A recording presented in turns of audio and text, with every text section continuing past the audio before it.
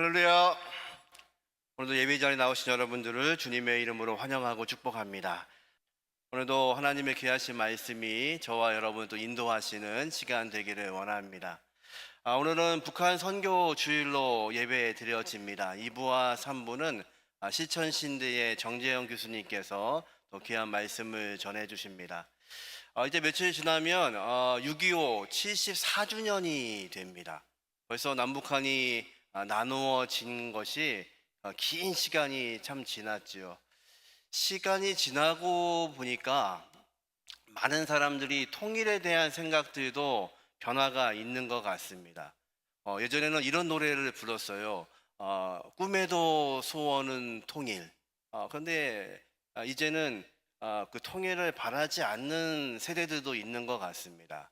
한 통계를 보니까요, 20대에서 30대 응답자들은 통일을 원치 않는다는 응답률이 61%였습니다. 가장 큰 이유는 무엇이냐면 우리가 지불해야 될 통일 비용이 너무 크다는 겁니다. 사실 동독과 서독이 통일되었을 때에도 오랜 기간 서독이 이 비용을 드리는 데에 어려움이 있었죠. 그런 것들을 보는 거죠. 그래서 지금 이대로가 좋지 않은가, 통일되면 우리가 부담할 것이 너무도 많다는 겁니다. 그러면 예수를 믿고 있는 우리들은 이 통일에 대해서 어떤 생각을 가져야 될까요? 예수님께서 지상 명령을 우리에게 말씀하시죠. 너희가 성령이 임하시면 권능을 받고 너희가 있는 그 예루살렘과 온 유대와 사마리아와 땅끝까지 이르러 내 증인 되라고 말씀하시는데, 어쩌면 이 북녘 땅의 그곳이 우리에게는 넘기 힘든 사마리아 땅, 또 더 넓게는 그 땅끝까지 이르라는 말씀을 가지고 나가야 되는 그 땅인지도 모르겠습니다. 모란봉교회가 교회에 생기고서 이제 올해가 또 10년째 되는 날이기도 합니다.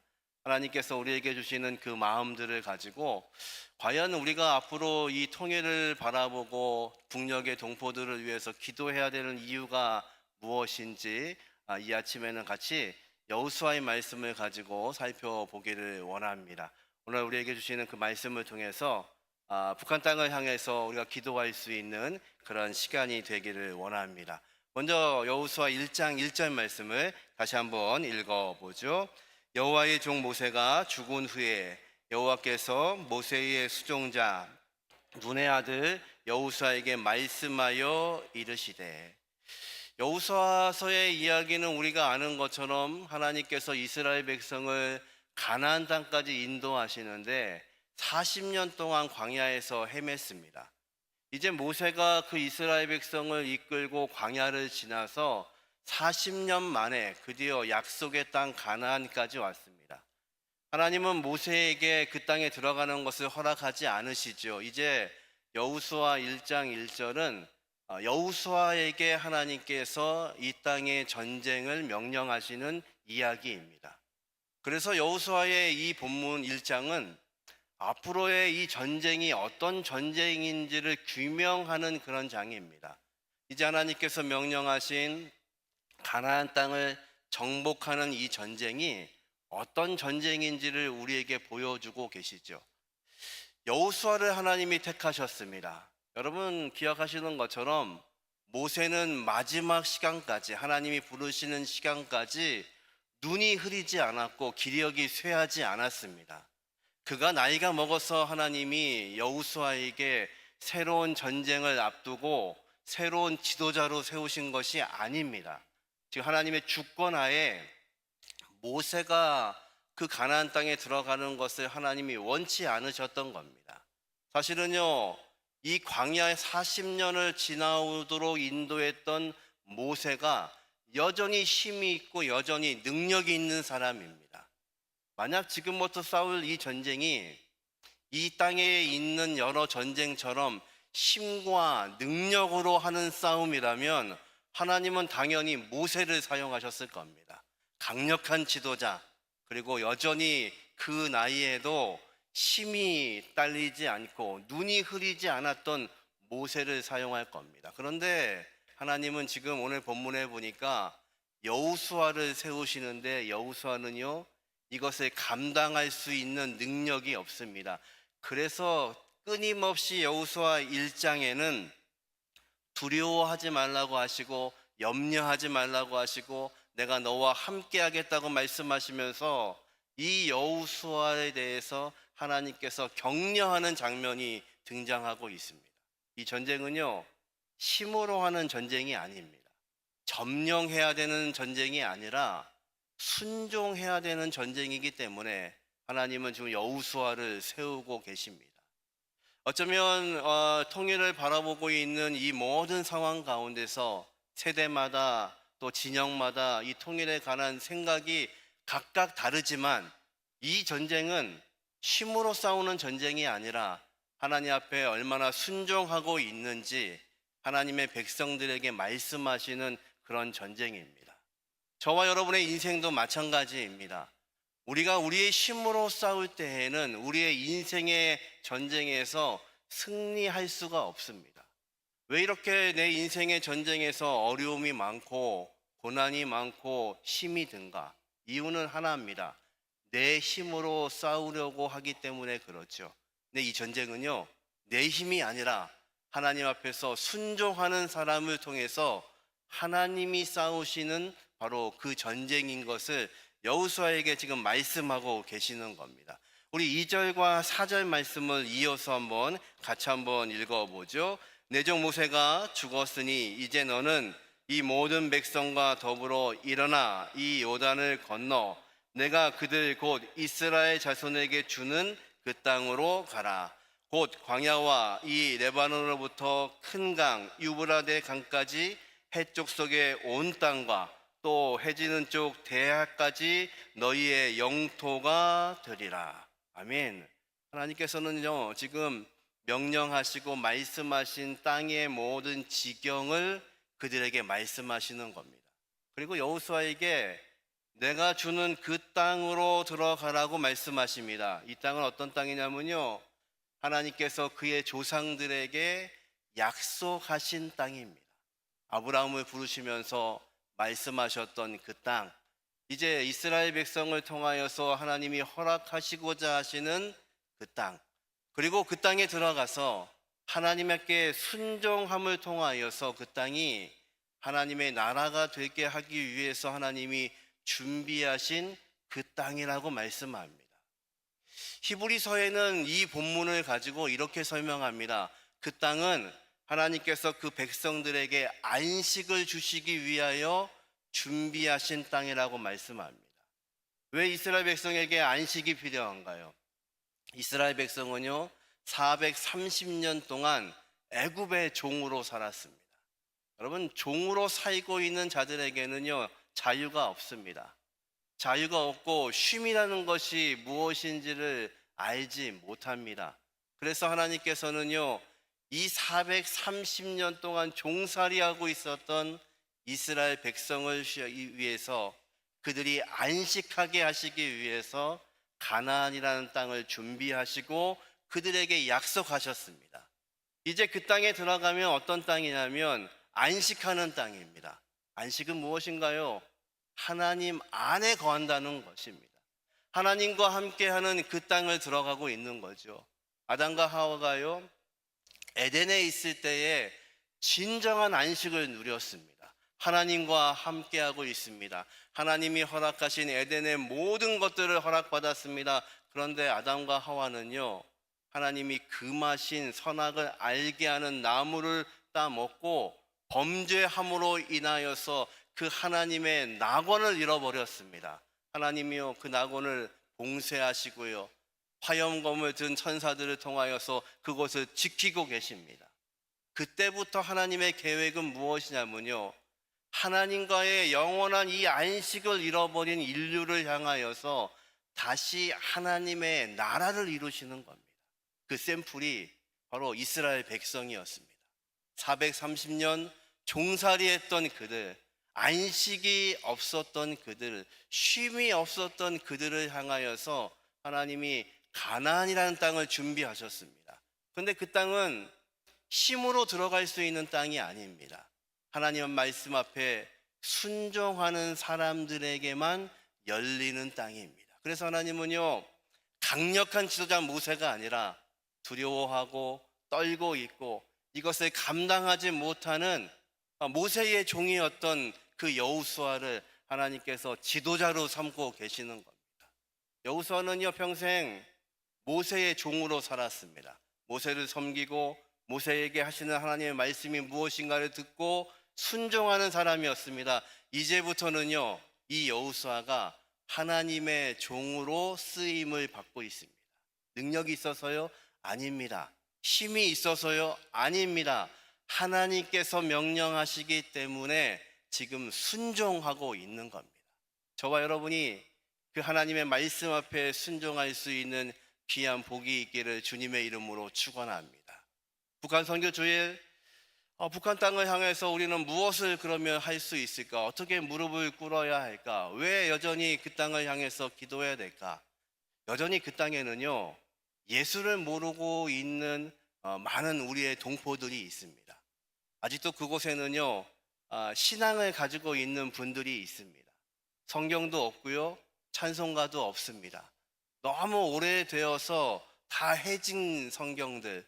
그래서 북녘 땅에 있는 예수를 믿고 있는, 아직도 그 예수를 알고 있는 사람들은요, 어떻게 이 성경을 기억하고 찬송가를 기억하냐면, 내가 어릴 때 가지고 있었던 그 성경, 그리고 암송하던 그 말씀, 그리고 불렀던 그 찬송을 끊임없이 입 밖으로 낼 수 없으니까 속으로 읽고 속으로 암송하며 지내고 있는 겁니다.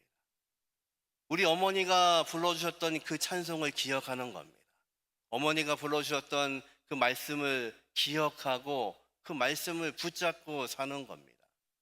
탈북한 동포들이요, 중국 땅에서 선교사를 만나고 다른 땅에서 선교사를 만납니다. 그리고 그 말로만 들었던 성경을 읽기 시작합니다.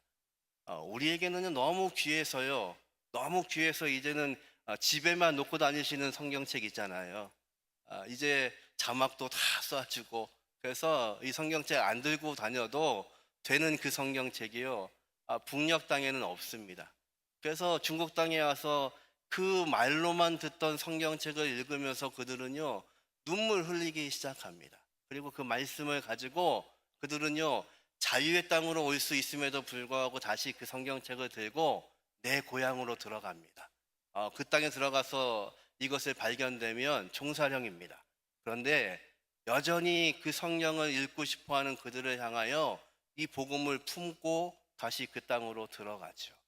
여러분, 앞으로 우리가 이루어질 이 통일 한국의 시대는요, 힘의 전쟁이 아니라 하나님 말씀에 순종하는 자들에게 열리는 전쟁인 것을 믿으시기를 주님의 이름으로 축원합니다.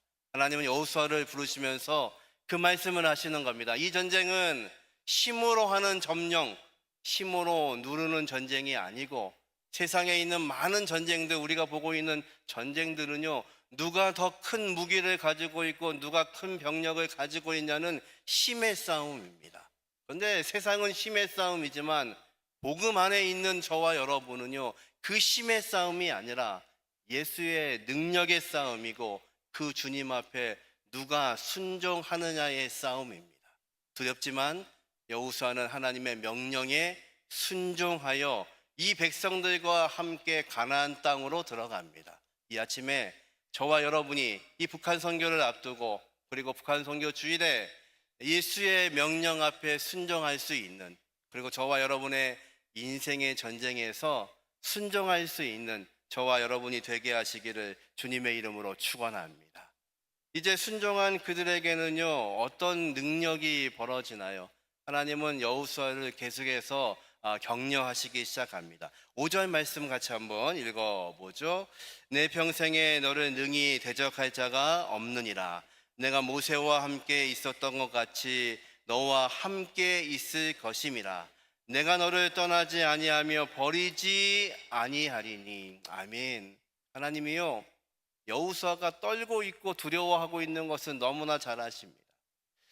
이 아침에 하나님께서는요, 저와 여러분의 모든 마음을 알고 계십니다. 믿으시나요?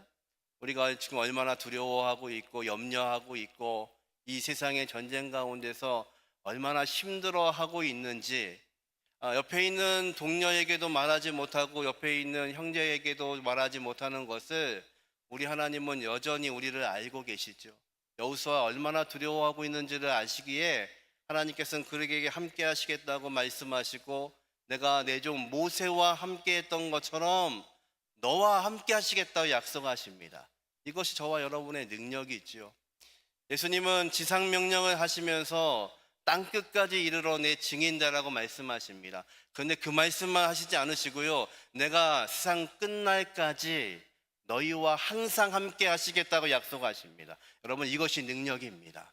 우리는 능력이 없지만 여호수아처럼 두렵고 떨림으로 염려할 수밖에 없고 걱정할 수밖에 없는 인생임에도 불구하고 하나님의 말씀에 순종하고 있는 자들에게 하나님은 뭐라고 약속하시냐면, 전능한 내가 너와 함께 하겠다고 약속하십니다. 하나님이 함께 하시면 여러분의 인생의 문제가 풀릴 줄로 믿으시기를 주님의 이름으로 축원합니다. 하나님이 함께 하시면요, 내가 지금 걱정하고 있고 지난밤 꼴박 우리가 잠자지 못하고 걱정했던 이 모든 문제도 하나님이 풀어가실 것을 믿으시기를 주님의 이름으로 축원합니다. 예수님은요, 예루살렘 성에 입성하실 때 말씀하시죠. 가서 그 마을에 가서 나귀를 풀어갖고 와라. 누가 왜 가져가냐고 하면 주님께서 쓰시겠다고 해라. 그러면 즉시 내어주겠다고 말씀하십니다. 예, 하나님께서 하신다고 하시는 그 순간 저와 여러분의 인생에 문제가 풀리는 것을 믿으시기를 주님의 이름으로 축원합니다. 하나님이 저와 여러분의 인생을 푸셔야 됩니다. 하나님께서 이 남과 북의 문제를 푸셔야 됩니다. 전쟁의 소식이 계속 있는 이때에도 여전히 하나님은 일하고 계시는 것을 믿으시기를 주님의 이름으로 축원합니다. 하나님이 하시는 그 전쟁, 하나님이 먼저 앞서가시는 그 전쟁 앞에서 우리는 할 수 있는 것이 무엇이냐면 그 하나님의 그 방향을 보고 그 하나님의 앞에 무릎 꿇는 것이 저와 여러분의 해야 될 일입니다. 북한 선교주일, 저와 여러분이 무릎 꿇을 수 있는 은혜가 있기를 주님의 이름으로 축원합니다. 6절 말씀을 같이 한번 읽어보죠. 강하고 담대하라. 너는 내가 그들의 조상에게 맹세하여 그들에게 주리라 한 땅을 이 백성들에게 차지하게 하리라. 지금 뭐라고 하시냐면요, 내가 명령한 것을 가지고 네가 순종하면 된다고 말씀합니다. 하나님의 계획은요, 그 땅을 이미 허락하셨습니다. 아직 전쟁도 시작하지 않았습니다. 아직 두려움도 떨치지 못했습니다. 그런데 하나님은 뭐라고 하시냐면요, 내가 그 땅을 이미 줬다. 네가 가서 그 땅을 밟으면 된다고 이야기합니다. 여러분, 순종은 무엇인가요? 이스라엘 백성은요, 가나안 땅에 들어갈 때 그 조상들이 홍해를 건넌 것처럼 가나안 땅에 들어갈 때에 요단강이 갈라지는 것을 경험합니다. 그런데 홍해와 요단강은 다른 방법으로 갈라진 거 기억하시나요? 홍해는요, 하나님의 전적인 은혜로 갈라졌습니다. 이스라엘 백성 아무것도 하지 못했습니다. 뒤에 따라오는 애굽의 군대를 보면서 두려워하고 있는 그때에 하나님께서 명령하셔서 모세의 지팡이를 드는 순간 하나님이 홍해를 갈라놓으셨습니다. 그런데 요단강을 건널 때는 달랐습니다. 하나님이 뭐라고 명령하시냐면 법궤를 메고 제사장들이 범람하고 있는 요단강으로 들어가라고 말씀하십니다. 그러니까 이 제사장들은요, 범람하고 있는 강을 향하여서 한 발을 내딛어야만 합니다. 그것이 순종입니다. 이제 그들은 바뀌었습니다. 홍해를 건너던 이스라엘 백성이 아닙니다. 종살이 하던 자들이 아닙니다. 40년 동안 광야에서 하나님이 누구신지를 깨달은 백성들입니다. 그러기에 이제 명령에 순종해야 되는 거죠. 그래서요, 요단강은 제사장의 발이 요단강에 들어갔을 때 비로소 그 강은 갈라지기 시작합니다. 여러분, 저와 여러분에게는 능력이 없지만 그 말씀을 가지고 앞장설 수 있는 것, 그것이 저와 여러분의 믿음이 되게 하시기를 주님의 이름으로 축원합니다. 이 모든 것은요, 하나님의 명령입니다. 9절 말씀 같이 한번 읽어보죠. 내가 내게 명령한 것이 아니냐? 강하고 담대하라. 두려워하지 말며 놀라지 말라. 내가 어디로 가든지 내 하나님 여호와가 너와 함께 하느니라 하시니라. 아멘. 강하라고 말씀하시고 담대하라고 말씀하십니다. 강하다는 것은요, 두 손에 힘이 있다는 뜻입니다. 또 담대하라는 말씀은요, 두 발에 힘이 있다는 뜻입니다. 그럼 우리가요, 강한 사람을 만나면요, 내 앞보다 힘이 센 사람을 만나면요, 뭐라고 하냐면 내 발에 힘이 풀리고 손이 풀리죠. 지금 하나님이요, 여호수아를 격려하시는 겁니다. 네가 강해라. 나와 함께하면 너의 손이 강해질 것이고, 나와 함께하면 네가 담대해져서 두 발에 힘을 잃지 않고 서게 되리라. 여러분은 한국 통일을 위하여서 우리는 어떻게 해야 될까요? 어떤 기도를 드려야 될까요? 우리가 알고 있는 것처럼 동독과 서독도요, 우리처럼 이게 갈라져 있던 나라입니다. 그런데 놀랍게도 1989년 11월에 동서독이 통일이 되었습니다. 근데 그 통일되는 순간이 잘못된 언론 보도였다는 거 여러분 기억하시나요?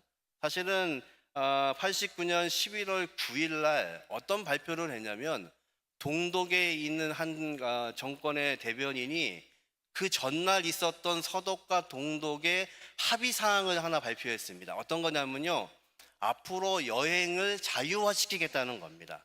그동안은 동서독이 갈라져서 왕래를 못했는데, 이제 동독의 주민들도 서독으로 여행을 할 수 있도록 하겠다는 조치가 발표됐습니다. 그것을 다시 한번 발표하는 자리였습니다. 그런데 발표하는 관리가 단어 하나를 빼먹었습니다. 여행이라는 단어를 빼먹은 겁니다. 뭐라고 발표했냐면, 이제 동독의 모든 주민은 서독으로 자유롭게 갈 수 있습니다. 여행이라는 단어를 빼먹은 거죠. 그랬더니 옆에 있던 이탈리아 기자가 질문했습니다. 언제부터요? 근데 이 관리가 준비가 안 됐거든요. 뭐라고 했냐면, 아마도 지금부터 즉시일 겁니다. 그 단어를 가지고 독일에 있는 그 언론 TV에 생방송을 중계하면서 이렇게 떴습니다. 베를린 장벽 무너지다. 오보입니다. 여행이 이제 자유로워질 수 있다는 뜻이었습니다. 이 기사를 본 모든 독일의 사람들이요, 베를린 장벽으로 그 밤에 몰려가기 시작했습니다. 그리고 그 출입소를 통하여서 서독 땅으로 건너가는 겁니다. 조금 전에 발표했으니까요. 이것이 동서독이 통일되게 되었던 해프닝입니다. 근데 놀라운 것은요, 이것이 있기 전에 7년 전부터 동독에 있는 독일 라이프치히 성 니콜라스 교회에는요, 통일을 위한 기도회가 시작이 됐습니다. 처음에는 작은 인원이었는데요, 7년이 지나면서 이 기도하는 사람들의 숫자가 얼만큼 됐냐면요, 10월에는 23만 명, 그리고 마지막 통일되는 11월 달에는 57만 명이 그 도시에 모였습니다. 기도하는 모임을 동독의 경찰들이 모이지 못하도록 폐쇄를 시켰습니다. 그런데 불구하고 동독의 교인들은요, 통일을 위해서 기도하기 시작했습니다. 7년의 기도 끝에 놀랍게 그날 밤에 이 동서독을 가로막혀 있었던 베를린 장벽이 무너지는 역사를 그들은 경험합니다. 그들은 지금도 얘기합니다. 동서독의 교회들이 함께 무릎 꿇어 기도했던 역사를 하나님이 들으셨다고 그들은 고백합니다. 여러분, 우리가 보기에 통일 먼 것 같기도 합니다. 여론조사에 보니까요, 언제쯤 통일이 되면 좋겠습니까? 대부분이요, 10년 후쯤이라고 답변을 합니다. 근데 그 통계는요, 지난 10년 전부터 똑같은 통계입니다. 어쩌면 내일 아침일지도 모릅니다. 그것을 위해서 우리는요, 오늘도 무릎을 꿇습니다. 여호수아가 능력이 없지만 무릎을 꿇습니다.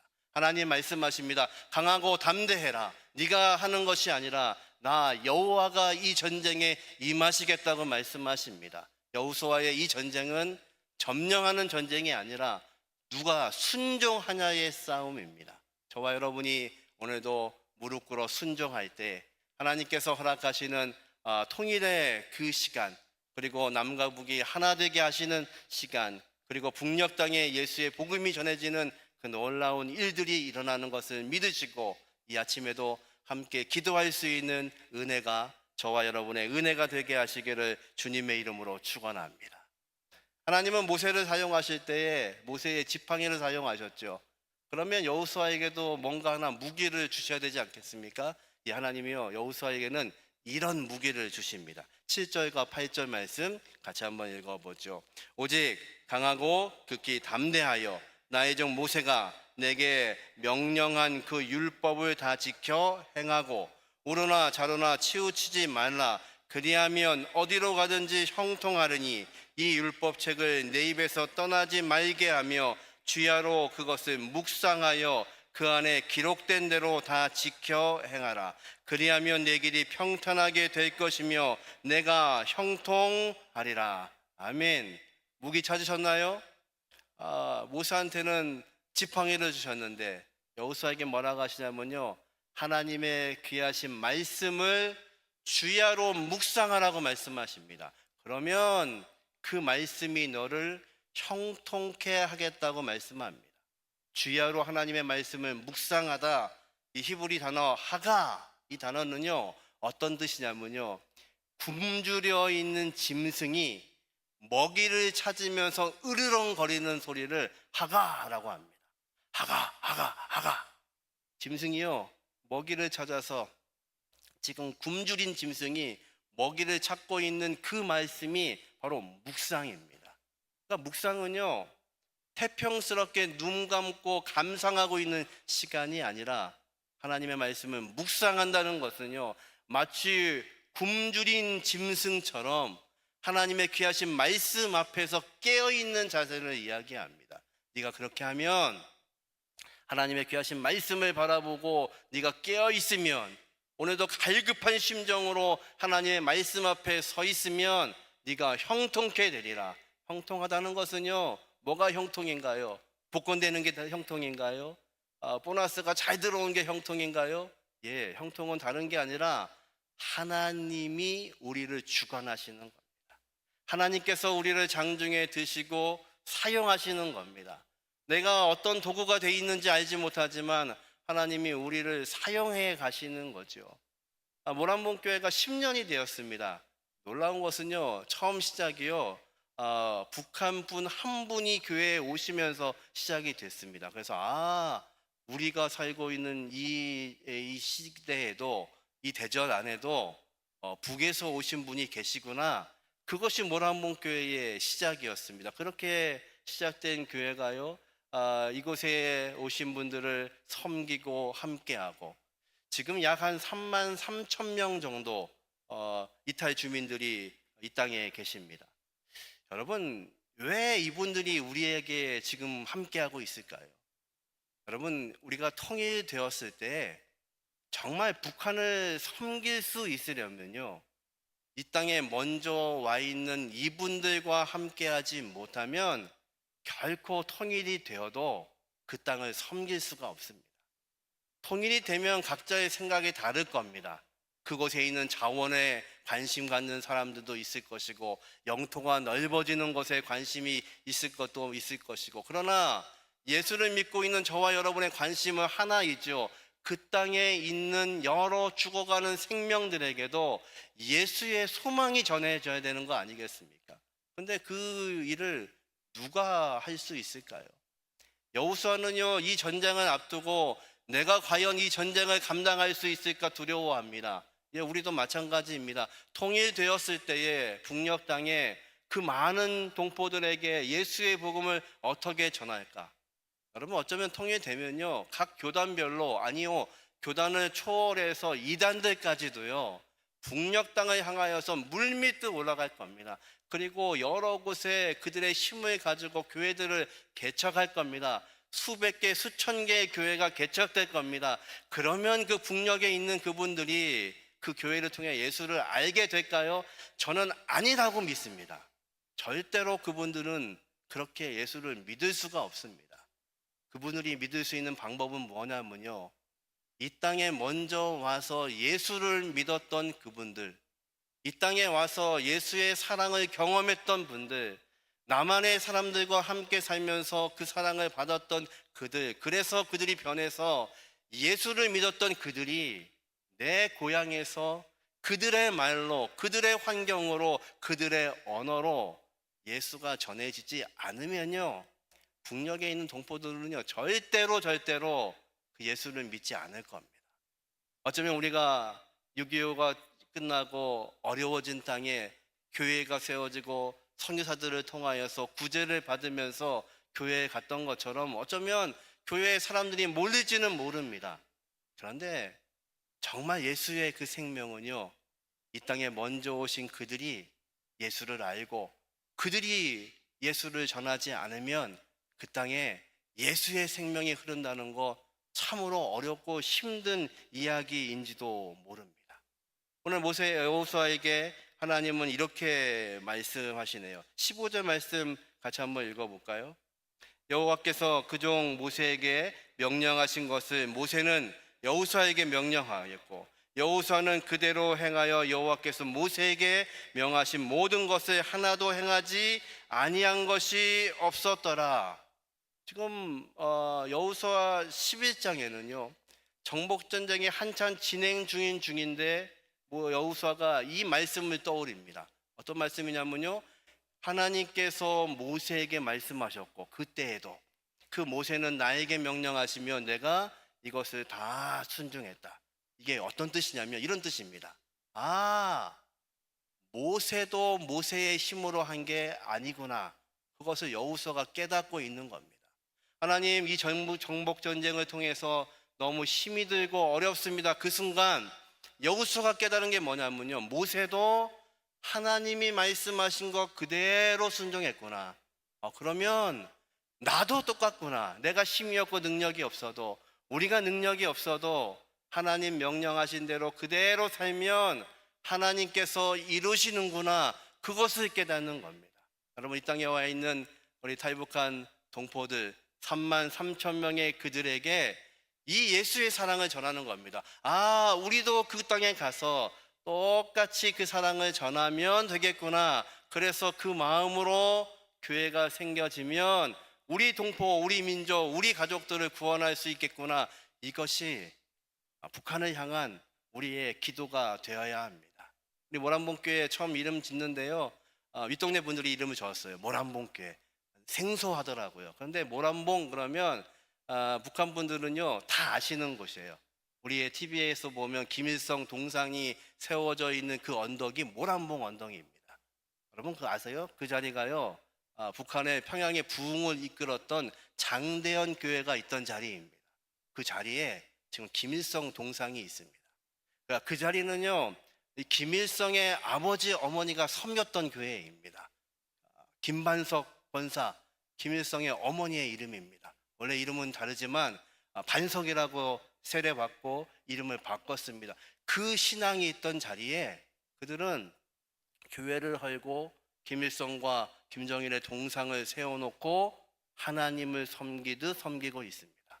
여러분, 저와 여러분에게 허락된 은혜는 무엇이냐면 이 땅에 먼저 와 있는 우리 윗동네 분들을 함께함으로 그들이 이 사랑을 가지고 여호수아가 깨닫고 있는 것처럼 모세에게 말씀하신 것 그대로 내가 순종하면 되겠다고 이야기하며 이 전쟁을 치르고 있는 여호수아처럼 이제 이 땅에서 받은 사랑을 가지고 통일되는 그 시간에 이제 윗동네에 두 번째 모란봉교회, 세 번째 모란봉교회가 세워지는 것, 그것이 우리가 함께 기도해야 될 은혜인 줄로 믿습니다.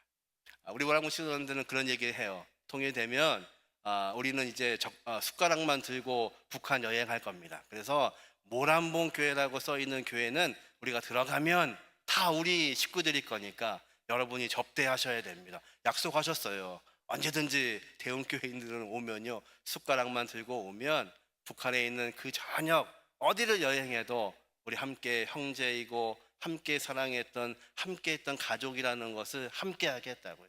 여러분, 오늘 통일 선교 주간입니다. 북녘을 위해서 우리는 기도하는 시간입니다. 우리는 부족하고 연약하고 아직도 감당할 수 없는 것들, 그리고 상상할 수 없는 것들을 기대하지만 이 여호수아의 전쟁이 하나님께서 하셨던 순종의 전쟁인 것처럼 저와 여러분이 순종하며 오늘도 무릎 꿇을 수 있는 시간 되게 하시기를 주님의 이름으로 축원합니다.